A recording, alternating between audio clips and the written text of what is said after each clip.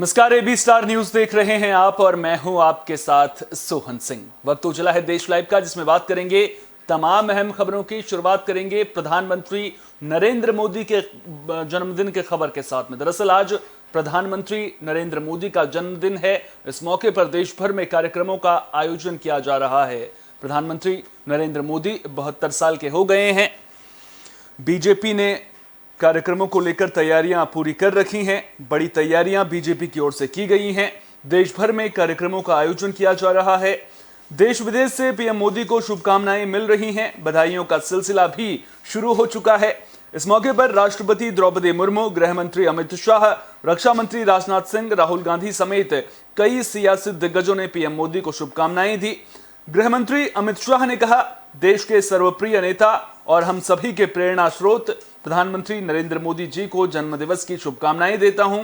ईश्वर से उनके उत्तम स्वास्थ्य और सुदीर्घ जीवन की कामना करता हूं। मोदी जी ने अपनी भारत प्रथम की सोच और गरीब कल्याण के संकल्प से असंभव कार्यों को संभव करके दिखाया है। भारत जोड़ो यात्रा पर निकले कांग्रेस सांसद राहुल गांधी ने भी प्रधानमंत्री नरेंद्र मोदी को जन्मदिन की बधाई दी। राहुल गांधी ने अपने ट्विटर पर लिखा, पीएम नरेंद्र मोदी को जन्मदिन की बधाई। बता दें कि पीएम मोदी के जन्मदिन के उपलक्ष्य में बीजेपी 2 अक्टूबर यानी कि गांधी जयंती तक सेवा पखवाड़ा मनवाएगी। इसके लिए यूपी बीजेपी ने कार्यक्रमों की लिस्ट भी जारी कर दी है। इसमें साफ तौर पर बताया गया है कि किस दिन कौन से कार्यक्रम का आयोजन किया जाएगा। मिशन 2024 और नगर निकाय चुनाव से पहले बीजेपी ने संपर्क अभियान शुरू कर दिया है। लिहाजा पीएम मोदी के जन्मदिन यानी कि 17 सितंबर यानी कि आज से गांधी जयंती तक घर घर पहुंचने का अभियान चलाया जाएगा। कार्यक्रमों में सभी केंद्रीय मंत्री, योगी सरकार के मंत्री और विधायक भी शामिल होंगे। 17 से 19 सितंबर तक सभी जिलों में नमो प्रदर्शनी लगेगी। इस दौरान सीएम योगी लखनऊ के इंदिरा गांधी प्रतिष्ठान में शिरकत करेंगे। डिप्टी सीएम केशव मौर्य उन्नाव में और ब्रजेश पाठक लखनऊ नगर निगम की प्रदर्शनी में शामिल होंगे। साथ ही ब्लॉक स्तर पर रक्तदान शिविर का आयोजन भी आज किया जा रहा है। इसमें पार्टी की मुख्य इकाई और युवा मोर्चा के पदाधिकारी शामिल हो रहे हैं। रक्तदान शिविर में सांसद विधायक भी रक्तदान कर रहे हैं। साथ ही सभी सामुदायिक स्वास्थ्य केंद्रों पर मुफ्त स्वास्थ्य परीक्षण का कार्यक्रम भी चलाया जा रहा है। 20 सितंबर को बीजेपी कार्यकर्ता प्रत्येक वार्ड में स्वच्छता अभियान चलाएंगे। 21 सितंबर को कार्यकर्ता स्वच्छता अभियान चलाएंगे और अमृत सरोवर यानी कि झीलों तालाबों में श्रमदान करेंगे। 23 सितंबर को आत्मनिर्भर भारत के विचार को बढ़ावा देने के लिए एक जिला एक उत्पाद पर प्रदर्शनी लगेगी। बीजेपी कार्यकर्ता और नेता स्थानीय उत्पादों का प्रचार करेंगे। इसी तरह से 2 अक्टूबर तक कार्यक्रमों का आयोजन किया जाएगा और प्रधानमंत्री नरेंद्र मोदी के जन्मदिन को लेकर हरोर उल्लास का माहौल देखने को मिल रहा है। बधाइयों का सिलसिला भी शुरू हो चुका है। देश ही नहीं बल्कि विदेश के भी बड़े बड़े राजनेता प्रधानमंत्री नरेंद्र मोदी को जन्मदिन की बधाई दे रहे हैं।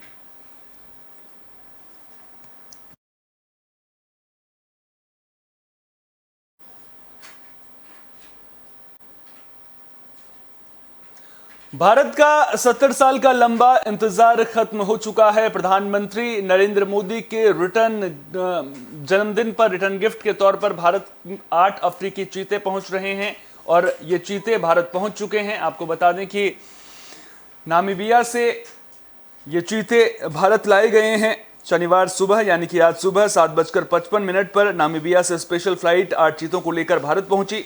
24 लोगों की टीम के साथ चीते ग्वालियर एयरबेस पर उतरे। यहां से चिनूक हेलीकॉप्टर के जरिए इन्हें कूनो नेशनल पार्क में लाया गया।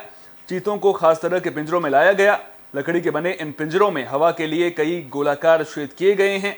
चीतों के साथ नामीबिया के वेटरनरी डॉक्टर एना बस्टो भी आए। ग्वालियर में चीतों का रूटीन चेकअप किया गया। पिंजरों को ट्रॉली के जरिए चिनूक हेलीकॉप्टर में शिफ्ट किया गया था। ग्वालियर एयरपोर्ट पर मुख्यमंत्री शिवराज सिंह चौहान, गृह मंत्री नरोत्तम मिश्रा और राज्यपाल मंगूभाई पटेल ने पीएम मोदी को रिसीव किया। मुख्यमंत्री शिवराज सिंह चौहान ने कहा कि मध्य प्रदेश के लिए इससे बड़ा कोई तोहफा नहीं है। देश में चीते विलुप्त हो गए थे और इन्हें फिर से बसाना एक ऐतिहासिक कदम है। ये इस सदी की सबसे बड़ी वन्यजीव घटना है। इससे मध्य प्रदेश में पर्यटन को तेजी से बढ़ावा मिलेगा। तो वो तस्वीरें भी आप अपनी स्क्रीन पर देख सकते हैं। ये चिनूक विमान की तस्वीर आपको स्क्रीन पर नजर आ रही होगी, जिसके जरिए चीतों को कूनो नेशनल पार्क में लाया गया है। प्रधानमंत्री नरेंद्र मोदी वहां पर पहुंचे और उन्होंने इन चीतों की सौगात अब भारत को दे दी है, रिटर्न गिफ्ट। इसे प्रधानमंत्री नरेंद्र मोदी के जन्मदिन पर माना जा रहा है और जिस तरह से देश में चीते विलुप्त हो रहे थे, ऐसे में अब इन चीतों का एक बार फिर से भारत में पहुंचना सचमुच में वन्य जीव के लिहाज से अगर देखें तो ये एक बड़ी घटना है।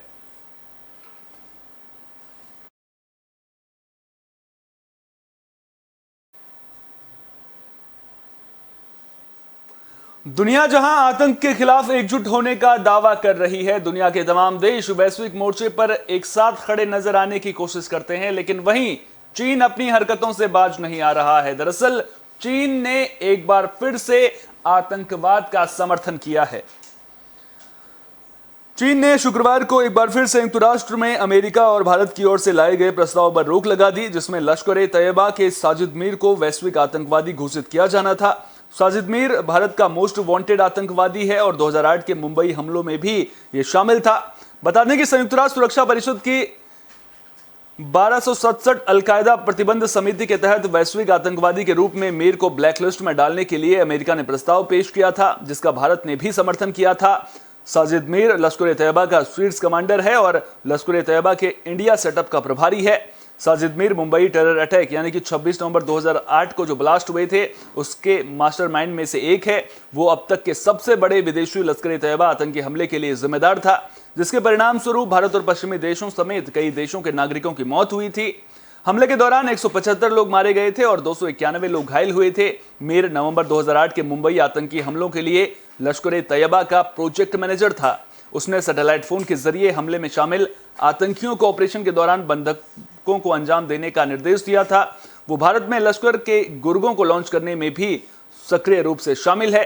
चीन, जो पाकिस्तान का सबसे अच्छा दोस्त है, वो लगातार ब्लैकलिस्ट होने के लिए पाक आतंकियों के रास्ते में बाधा बनता आया है। जून में चीन ने आखिरी मौके पर एक और पाकिस्तानी आतंकी अब्दुल रहमान मक्की को आतंकी घोषित करने वाले प्रस्ताव में भी बाधा डाली थी। चीन मसूद अजहर को ग्लोबल आतंकी वाले प्रस्ताव में भी बाधा बना था। मसूद को साल 2016 में हुए पठानकोट आतंकी हमले के बाद से ग्लोबल आतंकी घोषित कराने के प्रयास किए गए थे, लेकिन साल 2019 में पुलवामा आतंकी हमले के बाद उसे वैश्विक आतंकी घोषित किया जा सका था।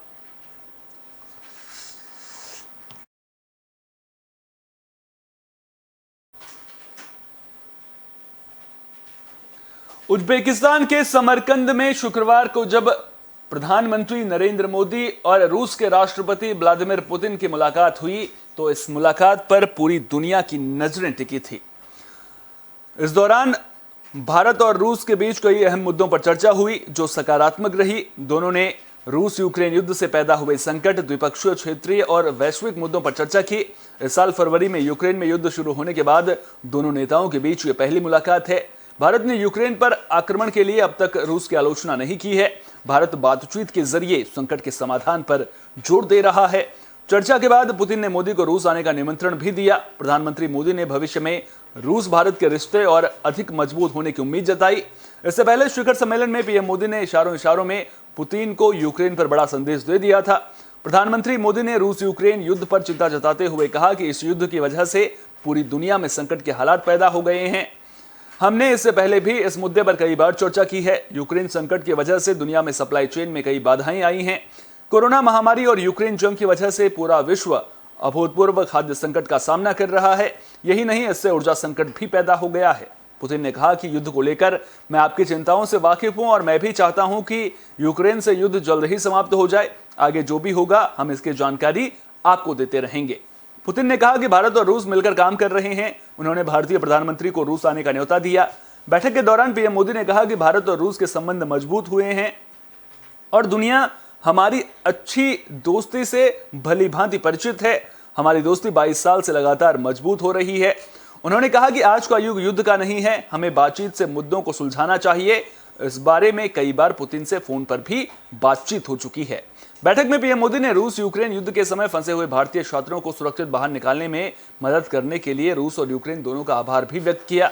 उन्होंने कहा कि संकट में फंसे हमारे हजारों छात्र आप दोनों की मदद से ही बाहर निकल पाए। आज दुनिया के सामने कई बड़ी समस्याएं हैं, खासकर विकासशील देशों के सामने, जिनमें खाद्य सुरक्षा, ईंधन सुरक्षा और उर्वरक भी शामिल हैं, और हमें इनसे निपटने के लिए रास्ते निकालने होंगे।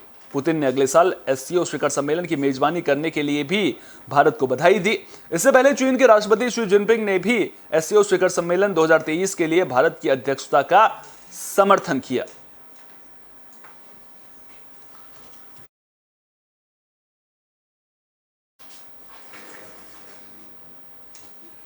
बुलेटिन के आखिर में बात बद्रीनाथ धाम की भी कर लेते हैं। दरअसल बद्रीनाथ धाम में मौसम का बदला बदला मिजाज देखने को मिल रहा है। बर्फबारी के बाद यहां मौसम सुहाना हो गया है। तो बद्रीनाथ धाम में बर्फबारी के बाद ठंड काफी बढ़ गई है। वहीं मौसम विभाग की चेतावनी के बाद फिलहाल बद्रीनाथ यात्रा पर भी रोक लगा दी गई है। बद्रीनाथ की पहाड़ियों में मौसम की पहली बर्फबारी हुई है। तस्वीरों में भी आप देख सकते हैं कि कितना खूबसूरत ये दृश्य नजर आ रहा है। वहीं 3 दिनों से लगातार हो रही बारिश के बाद यहां ठंड भी काफी बढ़ गई है। मौसम विभाग द्वारा भारी बारिश की चेतावनी जारी करने के बाद यात्रा पर रोक लगा दी गई है। वहीं बर्फबारी की वजह से नर नारायण, नीलकंठ, सतोपंथ, माना समेत दर्जनों चोटियां बर्फ से लदी नजर आ रही हैं। ऐसे में वहां पहुंचे श्रद्धालु बद्रीनाथ धाम में बनने वाली तुलसी की चाय की चुस्कियां भी लेते नजर आ रहे हैं। वहीं बारिश की वजह से गंगा का जलस्तर भी काफी बढ़ गया है, जिसकी वजह से ऋषिकेश में राफ्टिंग बंद कर दी गई है। बद्रीनाथ धाम में भी भारी बारिश और बर्फबारी के बाद अब ठंड बढ़ने लगी है और आने वाले कुछ दिनों तक मौसम के इसी तरह के बने रहने की संभावना भी जताई गई है।